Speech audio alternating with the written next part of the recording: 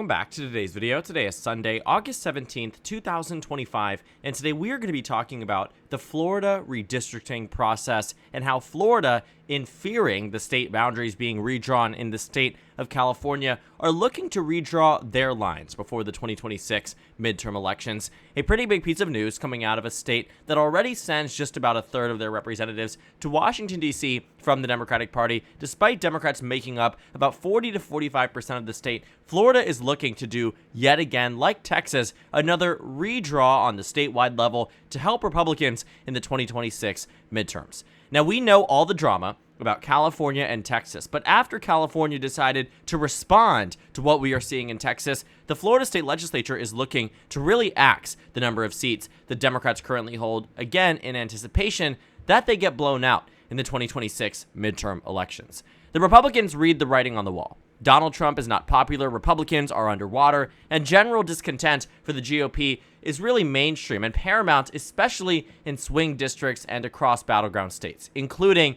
in the state of Florida. Donald Trump's approval rating in Florida is just barely above water in a state he won by double digits in the last election. Now thinking about what the battle lines being drawn in Florida actually looks like, Governor Ron DeSantis has already said on the record that he believes that Republicans are going to gain at least 3 seats if they do what they call a recount of the census in the state. They believe that these districts have been malproportioned because of the explosive growth and that it actually undercounts the number of seats that Florida actually deserves, especially relative to other states, and not to mention that they have already been floating the idea of axing the number of Democratic seats which currently are held in the state of 8 all the way down to 3 to give Texas that edge that California might negate in the November election this fall. Florida in particular, taking a look at what the boundaries and the conversations here, Republicans already are within striking distance of some of these Democratic seats. After the 2020 election, they took a map that was 16-11 and turned it into one that was 20-8. It was a very clear-cut gerrymander. They violated the Voting Rights Act in doing so, and they had, in many different circumstances, gone and navigated the state Supreme Court, which is all DeSantis appointees, and really shook it up in a way that made it so they will greenlight any Republican map. But in 2022, the Republicans had a huge overperformance in Florida. Had this been a 2020-style voting record, Democrats would have gotten better in some of these districts, might have been able to hold on to the 27th, might have been able to hold on to the 13th. No guarantee that would have happened, but that was certainly up for conversation. Then fast forward to 2024, Donald Trump lands a solid victory in this state, and it really solidifies this map as one that will send the majority, the supermajority of their representatives from the state as Republicans to Washington, D.C.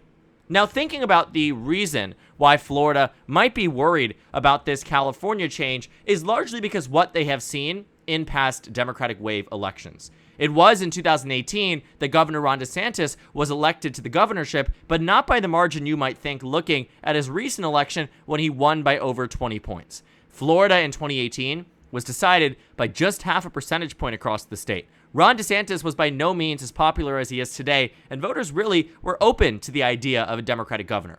Miami-Dade County and Broward County were the numbers at which we have seen Democrats win in Florida before, but it was just a narrow loss. After all, just 0.4%.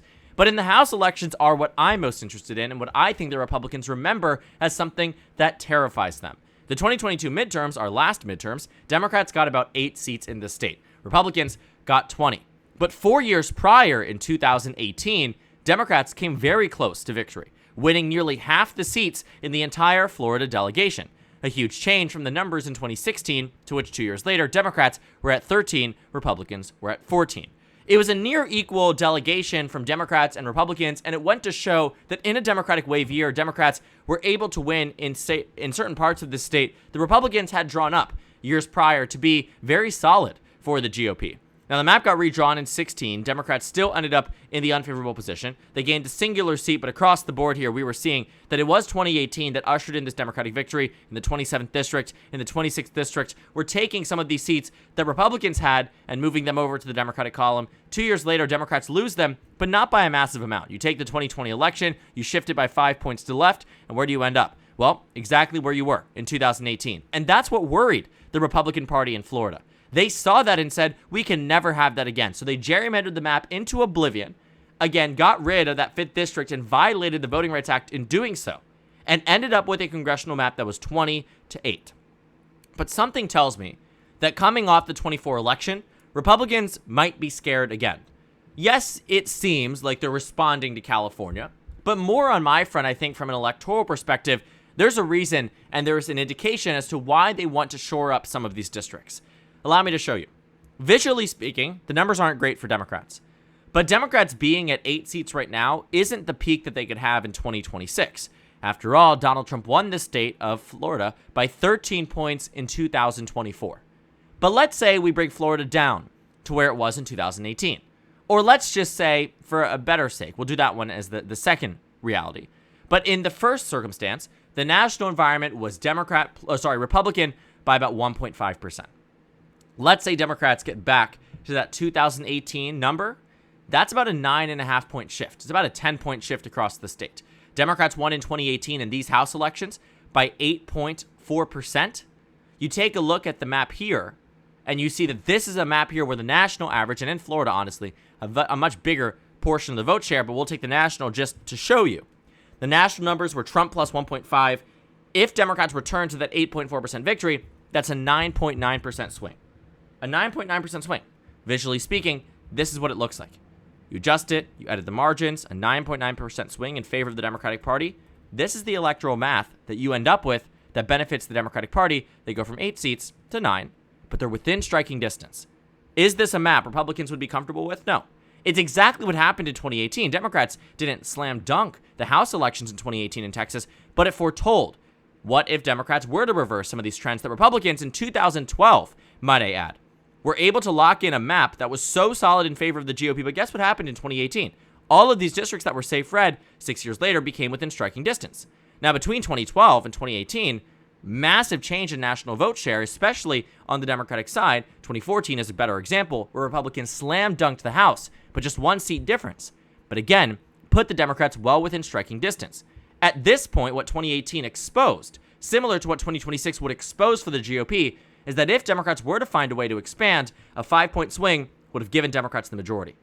Now, in the state of Florida, if we were to swing it by 5 at this point, what would it bring Democrats to? Nearly the number they were at in 2018, and that terrifies the Republican Party.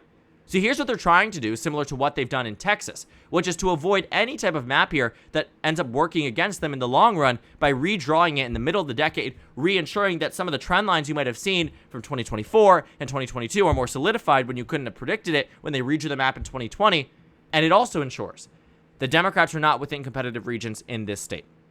This map is already a very successful Republican gerrymander.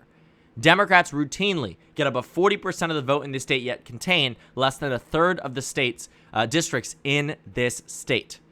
That is huge. That is a very, very good gerrymander for the Republican Party, but now they're considering redrawing the map.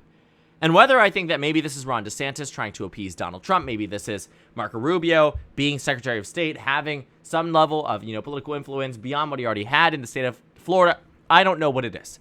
All I know is that these conversations are being had, and they likely are in response to the Democratic response from Texas. And don't get me wrong, even if Texas had passed those maps and no one else followed suit, I don't think that would have been the case. I think California is the first time the Democrats have really stood up to this gerrymandering ploy that we've seen time and time again, where Democrats have allowed themselves to get walked all over. Well, now California is saying no, but Florida doesn't like that because they want to be involved. They want to be in the news. Newsom, is getting all these political wins on the Democratic side, springboarding what might be a 2028 presidential campaign. DeSantis wants that too. And so do many other governors across this country. And in a way that Abbott has made Texas the talk of the town, and Newsom has made California the talk of the town, Florida says, what about me?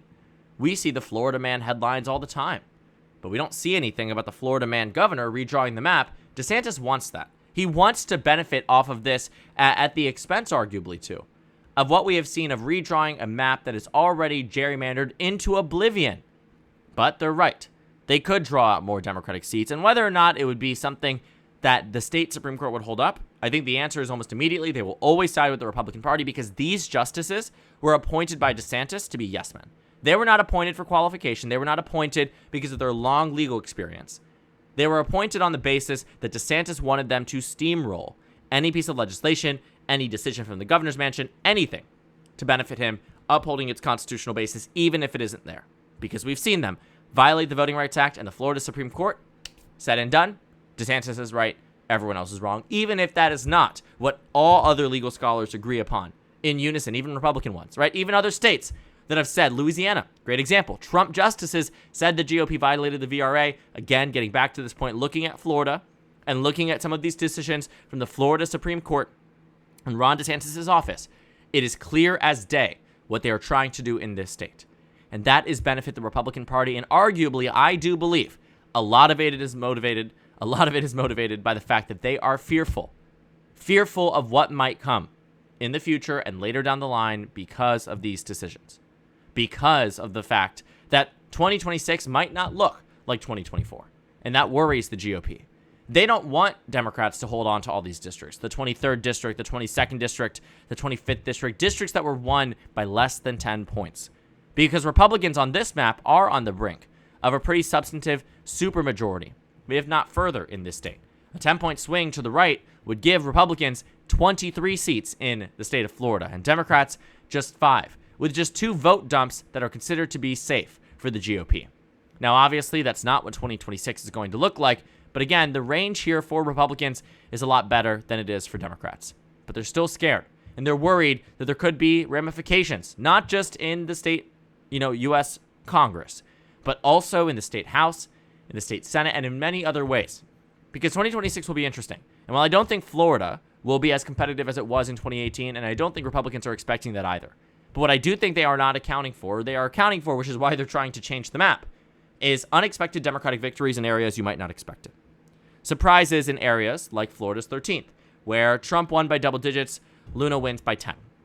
Or Lee wins by 15, or Mills wins by 13, because when you think about some of these districts, and you think about the way that they have changed over time, and how swings can really happen from one election to another, truly speaking. This district, for instance, 26th, 27th, 1 by 10, 1 by 12. 2 years later, Democrats are winning them both. Think about that, right? Districts like this, Buchanan won by 20. In 2018, he wins by 9, a 10-point swing across the state. These are things that worry the Republicans. Places like Oklahoma's 5th, where Russell loses in 2018 after winning by 20 to Kendra Horn by 1.4%. These things happen. And Republicans know that you can't count on a map to hold your own.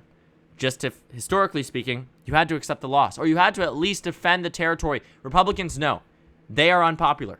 Their president is unpopular. 2026 is turning against them, and Democrats are not just throwing in the towel, they are fighting back, not only in the electoral process, but before then too, in the same way that Greg Abbott is trying to do in Texas. And now Florida wants to follow suit.